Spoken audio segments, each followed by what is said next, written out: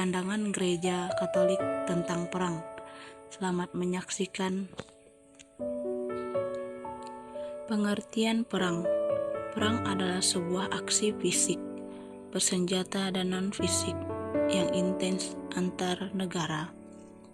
Pemerintah atau dalam arti sempit adalah kondisi permusuhan dengan menggunakan kekerasan antara dua atau lebih kelompok manusia.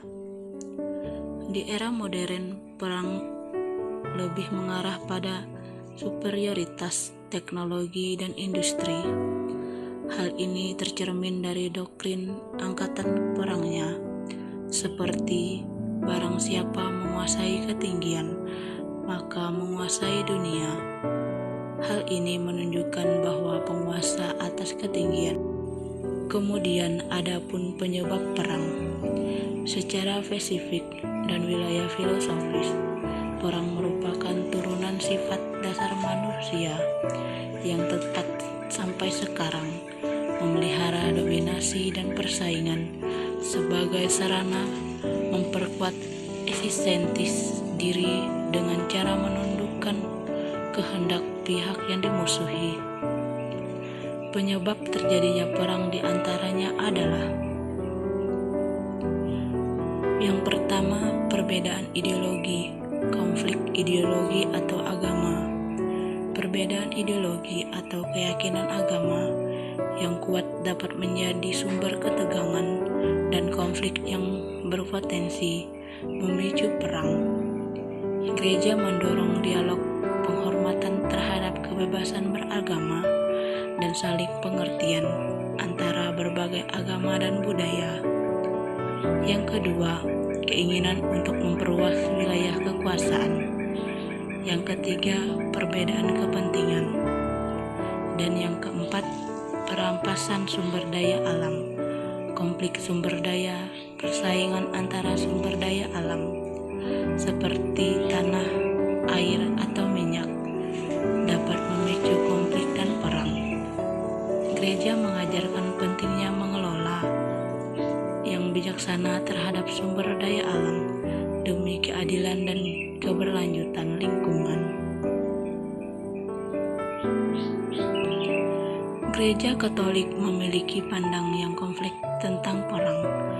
Secara umum, gereja mengajarkan bahwa perang harus dihindari sebisa mungkin dan hanya boleh digunakan sebagai tindakan terakhir untuk membela diri dan melindungi keadilan.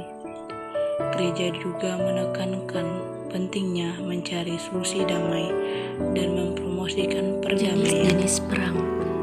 Perang umum adalah perang yang mengejar tujuan luas dengan menggunakan seluruh kemampuan negara dan dilakukan di seluruh dunia. Contohnya, Perang Dunia dengan senjata nuklir. Perang Dingin. Perang dingin adalah perang yang tidak ada penggunaan kekerasan bersenjata secara terbuka, tetapi kondisi dan suasana antara dua pihak yang bertentangan sangat mirip dengan keadaan perang. Contohnya, sengketa perebutan pengakuan wilayah. Perang terbatas. Perang terbatas adalah perang yang terjadi antara dua bangsa saja atau perang yang tidak melibatkan banyak bangsa secara wilayah. Contohnya, perang saudara dan perang suku.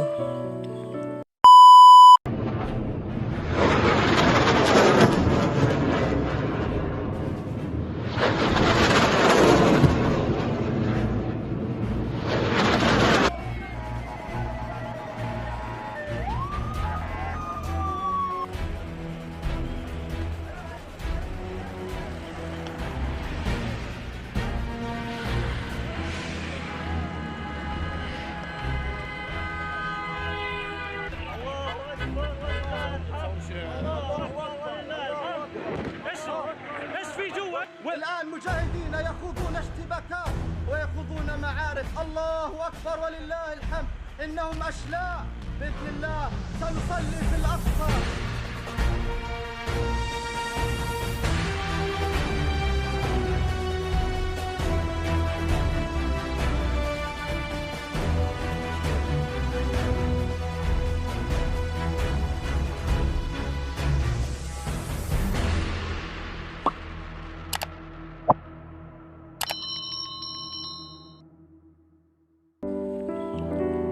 Pandangan Gereja Katolik terhadap perang.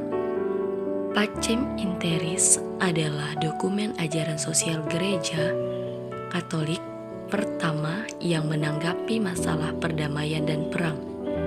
Pacem in Terris dikeluarkan oleh Paus Yohanes yang ke-23 pada tahun 1963. Ensiklik ini menekankan perlunya melindungi dan memperjuangkan perdamaian. Paus Yohanes ke-23 hanya menyerukan pelucutan senjata.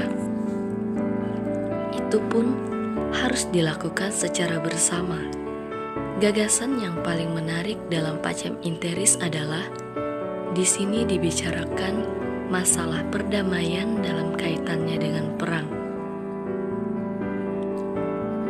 Dalam dokumen Pacem in Terris nomor 120 dikatakan bahwa tiada negara manapun yang berhak melancarkan tindakan apapun yang berupa penindasan, melanggar keadilan terhadap negara-negara lain, atau campur tangan tanpa alasan dalam urusan-urusan mereka. Hal ini didasarkan melalui prinsip kebebasan.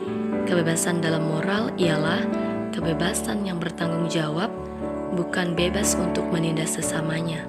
Tanggung jawab yang ditekankan untuk suatu negara ialah justru kerja sama dalam membangun relasi dengan negara-negara lain, hubungan yang harmonis.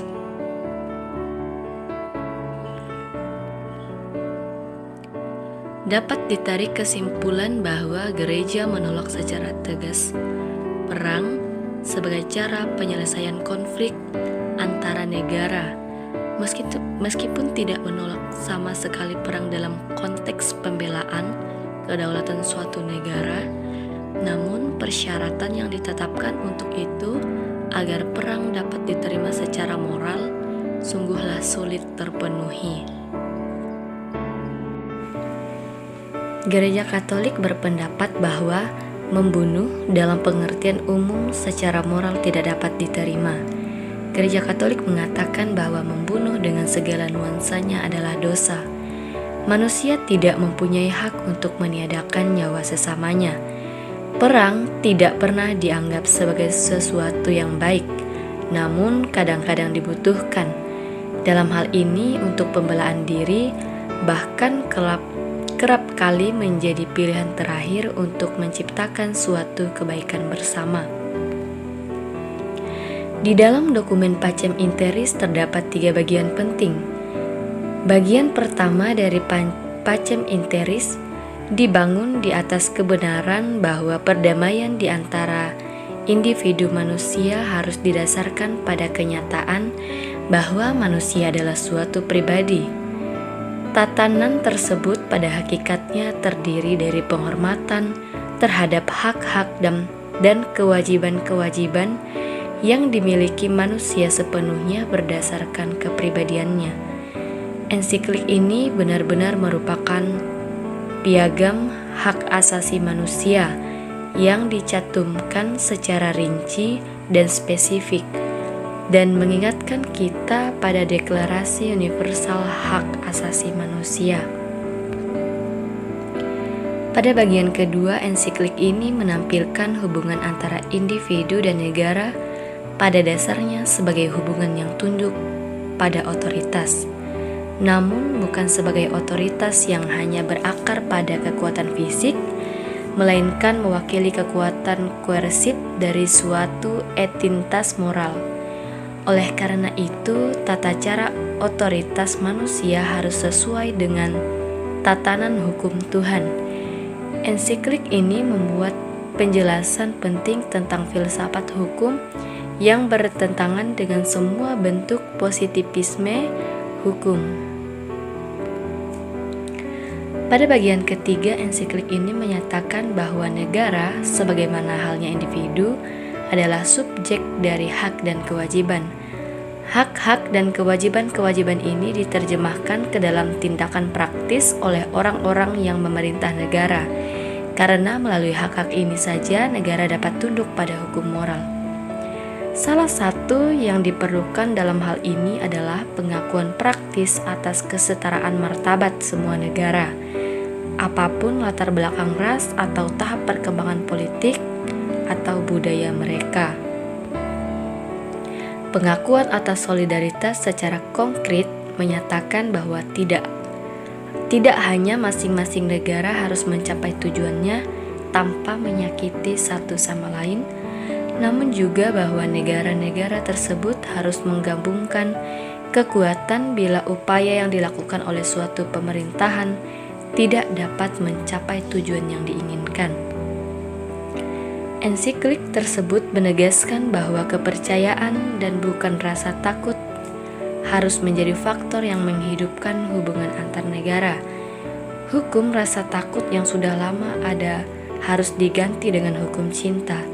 Di sini ada rujukan langsung terhadap perang dan perdamaian dalam bentuk permohonan agar perlombaan senjata dihentikan, agar persediaan senjata yang ada dikurangi secara merata dan serentak oleh negara-negara yang bersangkutan, dan agar senjata nuklir dilarang dan pada akhirnya pelucutan senjata secara umum tercapai.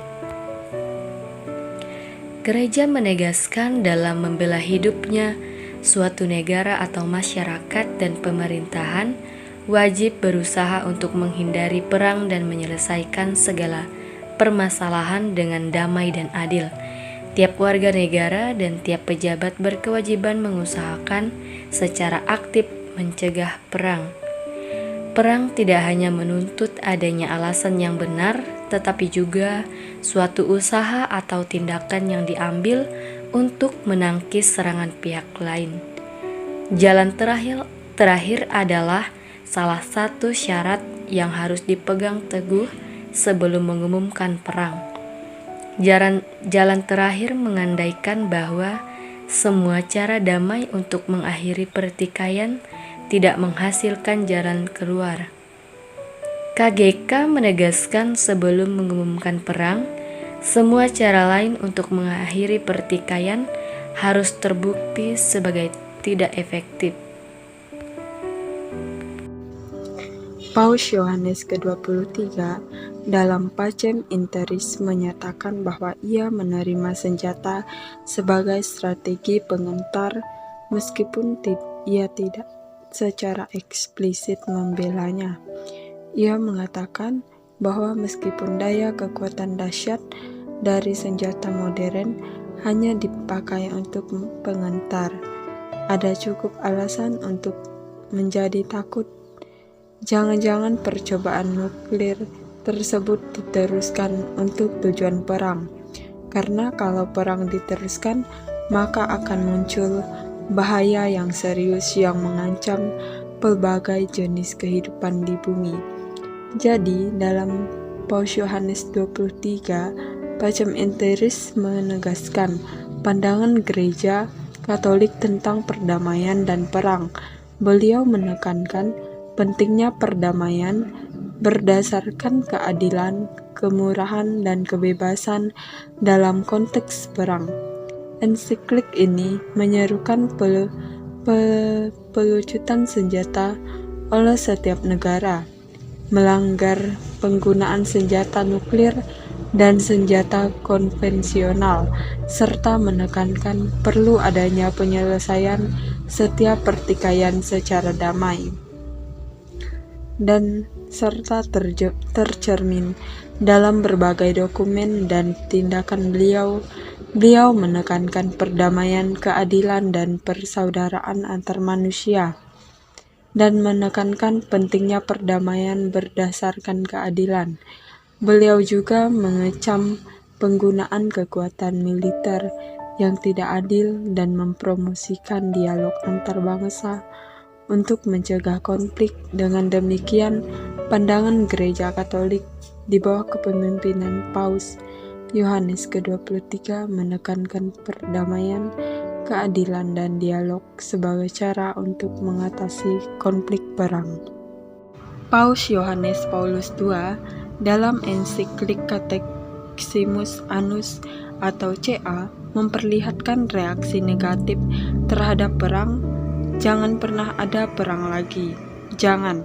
Dia melukiskan perang sebagai yang menghancurkan hidup orang yang tak bersalah. Selain itu, Paus Yohanes Paulus II juga menekankan sebuah tanggung jawab kolektif, tidak hanya untuk menghindari perang, tetapi juga untuk memperjuangkan pembangunan, keadilan, dan perdamaian. Jelas sekali penolakan Paus Yohanes Paulus II terhadap perang dan pengembangan senjata. Jadi, pandangan Gereja Katolik tentang perang dalam ensiklik Catechimus Annus dari Paus Yohanes Paulus II. Namun secara umum, Paus Yohanes Paulus II dikenal sebagai yang menentang perang dan kekerasan. Dalam ensiklik Centesimus Annus yang diterbitkan pada tahun 1991, beliau menekankan pentingnya perdamaian, keadilan, dan penghormatan terhadap martabat manusia. Paus Yohanes Paulus II mengecam perang sebagai cara untuk menyelesaikan konflik. Beliau juga menekankan pentingnya pembangunan masyarakat yang adil dan damai. Paus Yohanes Paulus II dalam ensiklik Catechimus Annus atau CA juga menegaskan bahwa perang pada umumnya tidak menyelesaikan masalah yang diperjuangkan, dan karenanya, kecuali menimbulkan kerusakan yang dahsyat, akhirnya juga terbukti sia-sia. Perang adalah kekalahan bagi umat manusia.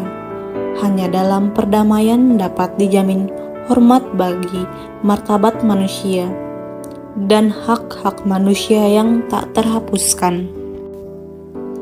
Katekismus Gereja Katolik 2309 menjelaskan bahwa dalam perkembangan zaman selanjutnya, para teolog dan magisterium gereja merumuskan norma-norma yang menjadi pegangan bagi Gereja Katolik hingga sekarang. Norma-norma itu merupakan syarat-syarat yang memperbolehkan suatu bangsa dapat membela diri secara militer. Yang pertama, pengumuman dari otoritas yang berwenang. Yang kedua, alasan yang benar. Yang ketiga, jalan terakhir. Yang keempat, harapan yang masuk akal akan berhasil. Yang kelima, intensi yang benar. Kesimpulan, dalam ensiklik Pacem in Terris dan Catechimus Annus, pada dasarnya Gereja Katolik menolak peperangan sebab bertentangan dengan nilai-nilai cinta kasih yang ada dalam keempat Injil. Perang tidak mengenal rasa tanggung jawab atas martabat manusia. Perang merupakan tindakan kejahatan yang memusnahkan manusia. Akan tetapi dalam Katekismus Gereja Katolik, artikel 2309, para teolog dan magisterium gereja merumuskan norma-norma yang menjadi pegangan suatu bangsa dapat membela diri secara militer. Pengumuman dari otoritas yang berwenang bahwa dari pemerintah-pemerintah yang tidak dapat diingkari haknya atas pembelaan negara mereka yang sah. Alasan yang benar, kerugian yang diakibatkan oleh penyerang atas bangsa atau kelompok bangsa harus diketahui dengan pasti, berlangsung lama dan bersifat berat. Jalan terakhir, bahwa semua cara yang lain untuk mengakhirinya harus terbukti sebagai tindak tidak mungkin atau tidak efektif. Gereja menekankan bahwa perang harus dihindari semaksimal mungkin dan hanya boleh digunakan sebagai pilihan terakhir setelah semua upaya damai telah gagal. Harus ada harapan yang masuk akal akan berhasil. Instansi yang benar. yaitu pemerintah dalam hal ini mempunyai hak dan kewajiban untuk membebani para warga dengan kewajiban yang perlu untuk pembelaan nasional, bahwa setiap individu memiliki tanggung jawab moral untuk menilai apakah keterlibatan mereka dalam perang atau tindakan militer tertentu sesuai dengan prinsip-prinsip moral dan hukum yang berlaku. Gereja mengajarkan bahwa perang bukanlah solusi ideal, tetapi dalam beberapa kasus dapat dianggap sebagai tindakan yang adil dan diperlukan untuk mempertahankan. Demikian pandangan Gereja Katolik tentang perang. Semoga video ini bermanfaat untuk kita semua. Tuhan Yesus memberkati.